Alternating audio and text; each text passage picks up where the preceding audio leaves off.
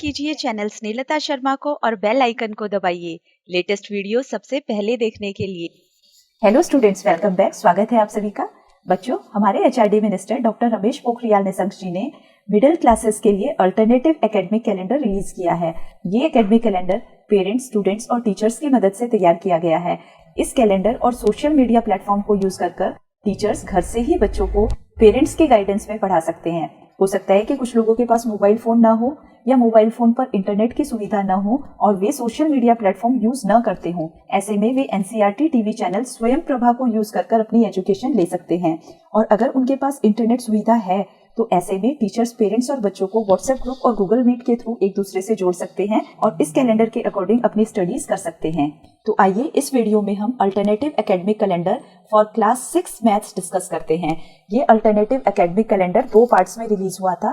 पहले पार्ट में academic calendar सिर्फ 4 वीक्स के लिए रिलीज किया गया था। उसके बाद इसका पार्ट 2 रिलीज हुआ था। पार्ट 2 आप देख सकते हैं, ये 8 वीक्स का प्लान था। Alternative academic calendar for upper primary stage. Upper primary stage class 6 से 8 तक का स्टेज है, जिसमें क्लास 6 से 8 तक के सभी सब्जेक्ट्स के सिलेबस के बारे में डिस्कस किया गया था। सबसे पहले 4 वीक्स के लिए, उसके बाद 8 वीक्स के लिए। इस वीडियो में हम क्लास 6 मैथ्स का सिलेबस डिस्कस करेंगे अल्टरनेटिव एकेडमिक कैलेंडर में जो दिया गया है। तो चलिए स्टार्ट करते हैं। सबसे पहले मैथमेटिक्स क्लास 6। आप देखिए, इस एकेडमिक कैलेंडर में आपको 3 कॉलम्स दिखाई देंगे। इन 3 कॉलम्स में से पहला कॉलम है लर्निंग आउटकम्स का। लर्निंग आउटकम का मतलब होता है ये कोर्स, ये सिलेबस पढ़ने के बाद ये सब चीजें लर्नर को आ जानी चाहिए। ये आउटकम्स एक्सपेक्टेड हैं। ये एक्सपेक्टेड लर्निंग आउटकम्स होते हैं जो कि पढ़ाई करने के बाद स्टूडेंट से एक्सपेक्ट किया जाता है कि ये कंसेप्ट्स उनको आ गए होंगे। सेकेंड पार्ट में सोर्सेज के बारे में बताया गया है। वो सोर्सेज हैं जहां से कि हम इस सिलेबस को पढ़ सकते हैं। और सबसे लास्ट वाला थर्ड कॉलम जो सबसे इंपॉर्टेंट है, इसमें वीक वाइज सजेस्टेड एक्टिविटीज हैं to be guided by parents with the help of teachers, जो कि स्टूडेंट्स अपने पेरेंट्स की गाइडेंस में और टीचर की मदद से इन एक्टिविटीज को घर पर ही परफॉर्म कर सकते हैं। सो सबसे पहले हम वीक 1 डिस्कस करते हैं। वीक 1 बिल्कुल बेसिक से स्टार्ट होता है। आप प्राइमरी क्लास से पढ़ के आए हैं, तो डिस्कशन में be initiated about numbers with students that they have already studied in primary classes. Primary classes में नंबर्स के बारे में स्टूडेंट्स ऑलरेडी थोड़ा बहुत जानते हैं, वहीं से ये डिस्कशन स्टार्ट होगा। Learner may be sent some questions about numbers and may be asked to respond online. For example, ये नंबर है 4537. What happens to this number 4537 if digits 3 and 4 are interchanged? Will it increase or decrease? By how much and why? आप इसमें देखिए, 4 की place में अगर हम 3 लिख दें और 3 की प्लेस में अगर हम 4 लिख दें तो ये नंबर बन जाएगा 3547। अब बच्चों से जनरल क्वेश्चंस पूछे जाएंगे, क्या जो नया नंबर बना है ये पुराने वाले नंबर से बड़ा है या छोटा है? अगर बड़ा है तो वो कितना इंक्रीज हो गया है, अगर छोटा है तो वो कितना डिक्रीज हो गया है। इस तरह से हम प्रीवियस नॉलेज जज कर सकते हैं। Also learners may be encourage to quote daily life examples in support of their answers. इसके अलावा स्टूडेंट्स को कुछ प्रोजेक्ट भी असाइन किए जा सकते हैं जो कि वो घर पर ही कर सकते हैं, जैसे ऑब्जेक्ट्स को वेट करना, टेबल के एजेस को नापना, विंडो के एजेस को नापना, न्यूज़पेपर और बुक्स की पाइल की हाइट को नापना। इस टाइप के मेजर रिलेटेड उनको प्रोजेक्ट दिए जा सकते हैं जो कि वो अपने घर पर ही पेरेंट्स की देखरेख में परफॉर्म करेंगे और अपनी ऑब्जर्वेशंस टीचर्स के साथ शेयर करेंगे। सो वीक 1 बिल्कुल बेसिक है, स्टार्टिंग है। अब वीक 2 की तरफ बढ़ते हैं। पहला चैप्टर था knowing our numbers. So week 1 में बेसिक नंबर्स से स्टार्ट करते हुए हम नंबर्स के बारे में और सीखेंगे। वीक 2 में जो स्टूडेंट्स हैं उनको एनकरेज किया जाना चाहिए जिससे कि वो अपनी ओन प्रॉब्लम्स क्रिएट कर पाएं और फिर उन प्रॉब्लम्स को सॉल्व कर पाएं और एक्सरसाइज के क्वेश्चंस भी वो सॉल्व कर पाएं। उसके अलावा लर्नर्स में भी given questions in which they would be drawn towards observing things around them. अपने चारों तरफ मैथमेटिक्स को वो ऑब्जर्व कर पाएं। जैसे कि उनको 5 सिचुएशंस दी जा सकती हैं, उनसे पूछा जा सकता है ऐसी 5 सिचुएशंस के बारे में बताइए जिसमें आप 4 डिजिट से ज्यादा बड़े नंबर्स यूज करते हैं। और उनको मोटिवेट किया जा सकता है कि वो एनसीईआरटी वेबसाइट से laboratory manual for elementary stage class 6 की एक्टिविटीज 1 से 6 तक डाउनलोड करें और उसमें जो एक्टिविटीज दी गई हैं उनको वो परफॉर्म करें। ये एक्टिविटीज जनरली पेपर कटिंग पर बेस्ड हैं। बच्चे एनसीईआरटी की साइट पर जाकर इन एक्टिविटीज को सीख सकते हैं और खुद पेरेंट्स की देखरेख में परफॉर्म कर सकते हैं।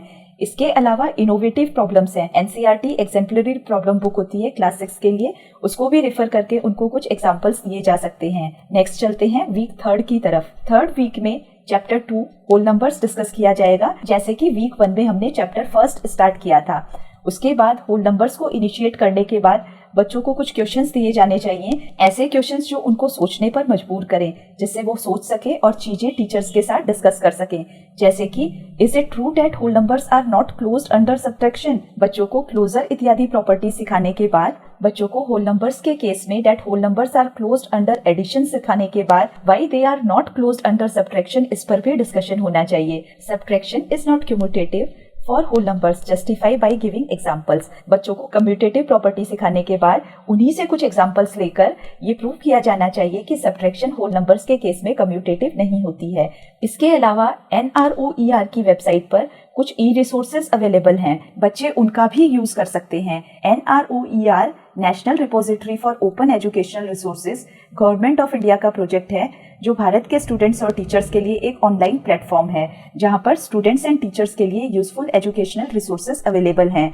NROER ये एजुकेशनल रिसोर्सेज प्रोवाइड करता है। आप इसी एकेडमिक कैलेंडर में बीच वाला कॉलम देखिए। बीच वाले कॉलम में यहाँ पे आप देखिए, पहला चैप्टर है knowing our numbers. Knowing our numbers chapter से रिलेटेड NROER की साइट पर ये सभी वीडियोज अवेलेबल हैं, आप देख सकते हैं। इनकी लिंक मैं डिस्क्रिप्शन बॉक्स में डाल दूंगी, आप वहां से भी इनको देख सकते हैं। ये यहाँ पे बहुत सारा मटेरियल अवेलेबल है, कुछ PDF फाइल्स मिलेंगी आपको, कुछ वीडियोस मिलेंगे। आप देखिए, ये सभी आपके नोइंग आवर नंबर से रिलेटेड एजुकेशनल मटेरियल था यहाँ तक। इसके बाद फिर नेक्स्ट चैप्टर है होल नंबर्स। होल नंबर से रिलेटेड यहाँ पे वीडियो है, एक ही वीडियो अवेलेबल है, आप इस वीडियो को खोलकर देख सकते हैं। डिस्क्रिप्शन में आपको लिंक मिल जाएगा, क्लिक कर आप डायरेक्टली उस साइट पर पहुंचकर इस वीडियो को देख सकते हैं। तो ये था वीक 3, जिसमें हम होल नंबर्स के बारे में सीख रहे थे। What are whole numbers, what are successor and predecessor of whole number, what are properties of whole numbers, जिसमें commutative property, associative property, distributive property, identity और नंबर्स के बारे में पैटर्न्स, ये सभी हम सीखेंगे। उसके बाद आता है वीक 4। वीक 4 में जो हमने वीक 3 में एक्टिविटीज की थी वो सभी कंटिन्यू रहेंगी। इसके अलावा बच्चे ये एक्टिविटीज कर टीचर को कमेंट्स भेजेंगे और टीचर उनको असेस करेगा बच्चों के फीडबैक के बेसिस पर। इसके अलावा ओपन डिस्कशन हो सकता है, ओपन एंडेड क्वेश्चंस दिए जा सकते हैं बच्चों को, जैसे कि for which of the operations the whole numbers are closed, commutative, associative और distributive. Operations means whether for addition और सब्ट्रैक्शन। एडिशन और सब्ट्रैक्शन में से कौन कौन से ऑपरेशंस के लिए कम्यूटेटिव, एसोसिएटिव और distributive property whole numbers satisfy करते हैं। इसके अलावा एक्सरसाइज में भी बहुत सारे क्वेश्चंस हैं जो कि बच्चों को दिए जा सकते हैं। कुछ और भी क्वेश्चंस दिए जा सकते हैं, जैसे कि उनको कुछ डिजिट्स दी जा सकती हैं, 1 2 3 4। इन डिजिट्स को अलग अलग ग्रुप में हम अलग अलग डिजिट्स दे सकते हैं। जैसे कि पहले ग्रुप में हमने डिजिट्स दे दी 1 2 3 4, दूसरे ग्रुप में 3 4 5 6। इस तरीके से अलग अलग ग्रुप में अलग अलग एक्टिविटीज दी जा सकती हैं। इन डिजिट्स को यूज कर बच्चे 2 डिजिट का नंबर बनाएंगे, 4 डिजिट का नंबर बना सकते हैं विदाउट रिपीटिंग द डिजिट्स। और फिर उनसे रिलेटेड क्वेश्चंस कि कौन सा नंबर सबसे छोटा है, कौन सा सबसे बड़ा है, सबसे बड़े और सबसे छोटे में डिफरेंस क्या है, अगर डिजिट्स को हम एक्सचेंज कर देंगे तो जो नंबर आएगा उनमें क्या डिफरेंस है, इस टाइप के क्वेश्चंस। इसके अलावा बच्चों को हम मैजिक स्क्वायर बनाने के लिए भी सजेस्ट कर सकते हैं और different types of magic squares बनाने के लिए प्रमोट कर सकते हैं, जिसमें मैजिक सम अलग अलग हो। सो ये एक्टिविटीज थी अप टू वीक 4। वीक 4 के बाद बच्चों को जो जो चीजें आ जानी चाहिए वो एक बार देख लेते हैं। The learner solve problems involving large numbers. Large numbers के प्रॉब्लम्स को वो सॉल्व करने लायक होना चाहिए। And he should be able to apply appropriate operations like addition, subtraction, multiplication, division etcetera. ये सभी ऑपरेशंस उसको आ जाने चाहिए। इसके अलावा he should recognise and appreciates the broad classification of numbers such as even number, odd number, prime number, coprime number. ये सभी उसको आ जाना चाहिए। अब डिस्कस करते हैं वीक 5 को। वीक 5 5th वीक में playing with numbers chapter start हो जाना चाहिए। इसमें भी डिस्कशन में भी initiated about multiples of numbers. Multiples of number से डिस्कशन स्टार्ट किया जाना चाहिए, जो कि बच्चे ऑलरेडी पिछली क्लासेस में पढ़ चुके हैं। उसके अलावा मल्टीप्लिकेशन टेबल से स्टार्ट करेंगे, जैसे कि 3 की टेबल है 3 6 9 12। इस तरीके से ये सभी उनको मल्टीपल्स का आइडिया देगा कि मल्टीपल्स कैसे जनरेट होते हैं। इसके अलावा स्टूडेंट्स को दूसरे नंबर्स भी दिए जाने चाहिए जिसके कि वो मल्टीपल्स जनरेट कर पाएं, जैसे कि मल्टीपल्स ऑफ 3 हैं 3 6 9 12 15 18। इस तरीके से now during the generation of multiples generate करते टाइम स्टूडेंट को ये रियलाइज होना चाहिए कि 3 जो है वो भी अपना ही मल्टीपल है। It means 3 multiplied by 1। इस तरह के बहुत सारे नंबर्स डिस्कस किए जाने चाहिए। इसके अलावा जब स्टूडेंट्स को मल्टीपल्स का आइडिया हो जाए तो उनको 2 नंबर दिए जाने चाहिए, 2 नंबर साइमल्टेनियसली एक साथ, जिनके की वो मल्टीपल्स लिखेंगे, कम से कम 10 मल्टीपल्स, क्योंकि इसमें हमें कॉमन मल्टीपल्स छांटने हैं। सो 3 के मल्टीपल्स जैसे कि यहाँ पे दिए गए हैं 3, 6, 9, 12, 15, 18, 21, 24, 27, 30। ये मैंने फर्स्ट 10 मल्टीपल्स लिखे हैं 3 के। इसके बाद मैं लिख रही हूँ 7 के। 7 इज सेकेंड नंबर, सो 7 के मल्टीपल्स लिखेंगे 7, 14, 21, 28, 35, 42, 49, 56, 63 एंड 70। ये 10 मल्टीपल्स हमने लिखे हैं 7 के। अब बच्चे इनमें से कॉमन मल्टीपल्स छाटेंगे। कॉमन मल्टीपल्स जैसे कि जो 3 में भी हों और 7 में भी हों। यहाँ पे आप देखिए नंबर 21, इधर भी 21 है, so 21 is common to both 3 and 7। इसी तरह से नेक्स्ट नंबर आएगा 42। तो इस तरीके से बच्चों को कॉमन मल्टीपल्स का आइडिया हो जाएगा। कॉमन मल्टीपल सीखने के बाद उनको लीस्ट कॉमन मल्टीपल, सबसे छोटा कॉमन मल्टीपल जिसको कि हम एलसीएम कहते हैं, वो डिस्कस किया जाना चाहिए। एलसीएम आने के बाद बच्चों को क्वेश्चंस दिए जाने चाहिए, 2 या 2 से ज्यादा नंबर्स जिनका कि वो एलसीएम फाइंड आउट करेंगे। एलसीएम फाइंड आउट करते हुए वो गेसेस भी लगाएंगे जो कि वो टीचर के साथ डिस्कस कर सकते हैं। उसके बाद जब उनको मल्टीपल्स और लीस्ट कॉमन मल्टीपल्स क्लियर हो जाए, उसके बाद हम बच्चों को फैक्टर्स का आइडिया देंगे। जैसे कि एक नंबर हमने दिया 16।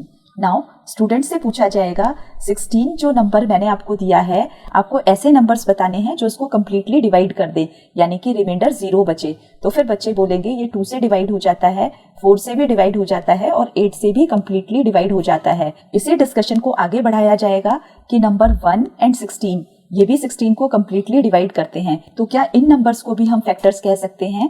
स्टूडेंट्स सोचेंगे और बताएंगे, तो इससे बच्चों को फैक्टर्स का आइडिया हो जाएगा। ये सारा एक्सप्लेन करने के बाद उनको टर्म्स डिविजर और फैक्टर इंट्रोड्यूस की जाएगी। इसके बाद फैक्टर्स एंड डिविजर्स के कंटिन्यूटी में बच्चों को हाईएस्ट कॉमन फैक्टर का आइडिया दिया जाएगा। उनको 2 नंबर दिए जाएंगे, जैसे 16 एंड 20। 16 के डिविजर्स हैं 1, 2, 4, 8 एंड 16। इसके बाद हम 20 के डिविजर्स लिखेंगे। 20 को जो कंप्लीटली डिवाइड करते हैं वो नंबर्स हैं 1, 2, 4, 5, 10 एंड 20।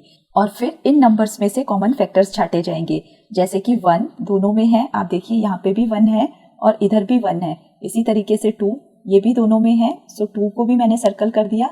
और इसी तरीके से नेक्स्ट नंबर है 4 जो कि दोनों में है। ये फैक्टर्स 1, 2 एंड 4 ये कॉमन फैक्टर्स हैं। इसके बाद कॉमन फैक्टर्स का कंसेप्ट सिखाया जाएगा और उसके बाद फिर highest common factor HCF introduce किया जाएगा। HCF इंट्रोड्यूस करने के बाद बच्चों को पता होने चाहिए ऐसे नंबर्स जिसका HCF 1 होता है। इसके साथ ही को प्राइम नंबर्स डिस्कस किए जाएंगे।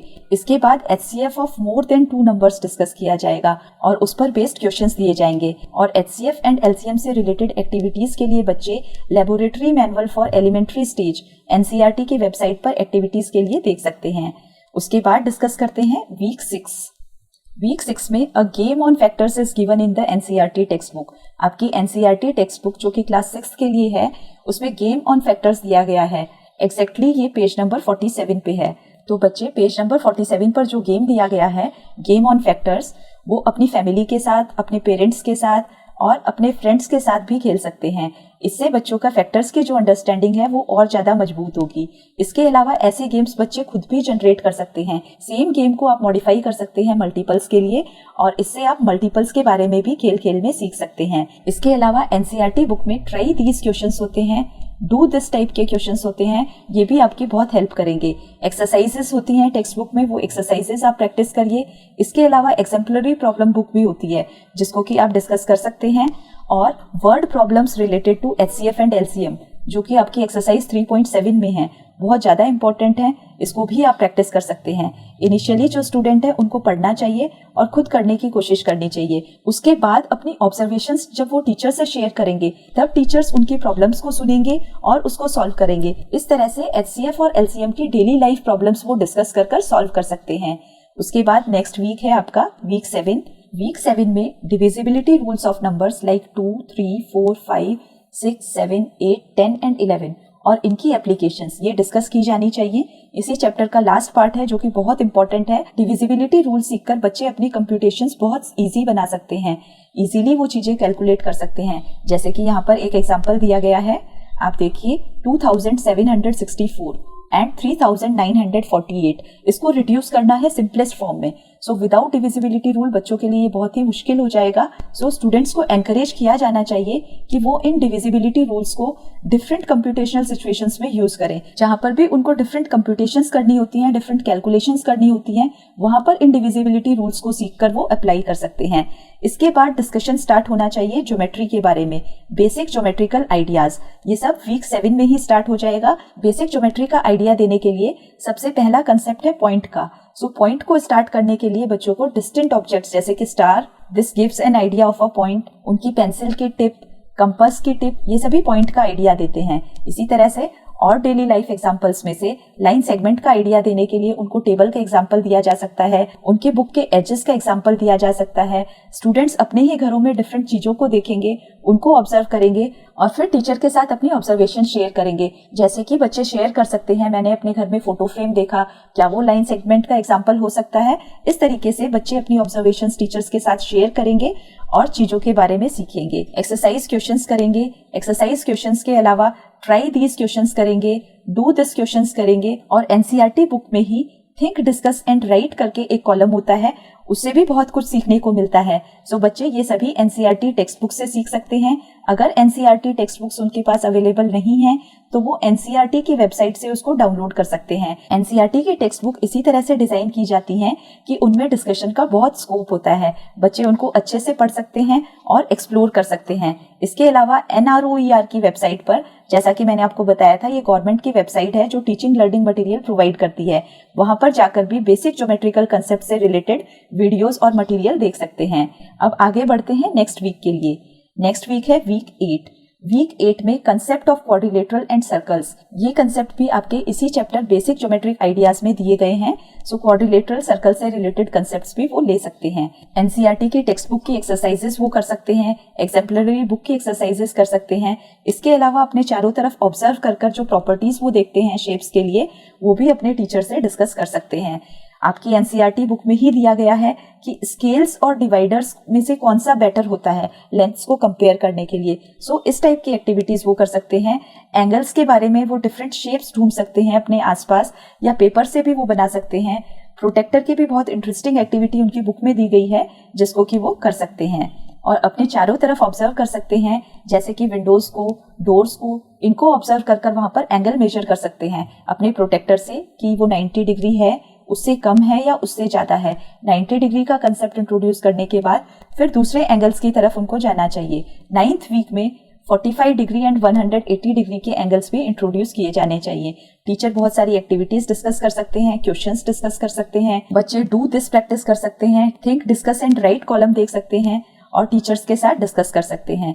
इसके बाद फिर कंसेप्ट ऑफ ट्रायंगल्स इंट्रोड्यूस होगा, जिसमें हम पॉलीगन्स और दूसरी सॉलिड शेप्स के बारे में डिस्कस करेंगे। इससे रिलेटेड एक्टिविटीज डिस्कस करेंगे। ट्रायंगल जो है उसकी शेप रिजिड क्यों होती है, ये बच्चों के साथ डिस्कस किया जाना चाहिए। बच्चे इससे रिलेटेड एक्टिविटी भी कर सकते हैं, एक्टिविटी जो कि कार्डबोर्ड स्टिक से ट्रायंगल बनाकर और दूसरी शेप्स बनाकर की जा सकती है। इसके लिए वो इंटरनेट को रिफर कर सकते हैं, दूसरी मैगजीन्स और बुक्स भी रिफर कर सकते हैं, न्यूज़पेपर्स पढ़ सकते हैं जिसमें रियल स्ट्रक्चर्स जो उनके चारों तरफ हैं, जैसे कि स्टील रेलवे ब्रिजेस जहाँ पे ट्रायंगल्स यूज होते हैं, बड़े बड़े टावर्स जहाँ पे ट्रायंगल यूज होते हैं। और अपने घरों में भी ऑब्जर्व कर सकते हैं डिफरेंट डायमेंशन के ऑब्जेक्ट्स के लिए, जैसे कि टेबल है, बॉक्सेस हैं, सिलेंड्रिकल कैन है, ड्रिंकिंग वाटर ग्लासेस हैं। ये सब 3D शेप्स का आइडिया देते हैं। सो लीनियर ऑब्जेक्ट्स अच्छे से डिस्कस करने के बाद, समझने के बाद फिर 3 डायमेंशंस की तरफ ये डिस्कशन जाएगा।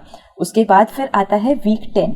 10th वीक में बच्चों को डेली लाइफ एग्जाम्पल से इंटीजर्स इंट्रोड्यूस किया जाएगा, जहाँ पे ऑपोजिट्स दिखते हैं, ऐसी क्वांटिटीज उनके साथ डिस्कस की जाएंगी, जैसे कि person standing under a tree moving 7 metre to his left and another moving 10 metres to the right. Opposite directions एक ही स्पॉट से स्टार्ट करते हुए, जैसे कि मनी बैंक में डिपॉजिट करना और विड्रॉ करना, इन दोनों में क्या डिफरेंस है। बच्चों को पॉजिटिव और नेगेटिव दोनों साइंस इंट्रोड्यूस किए जाएंगे, जिससे इंटीजर्स का कंसेप्ट इंट्रोड्यूस होगा, movement towards left and towards right from the same place.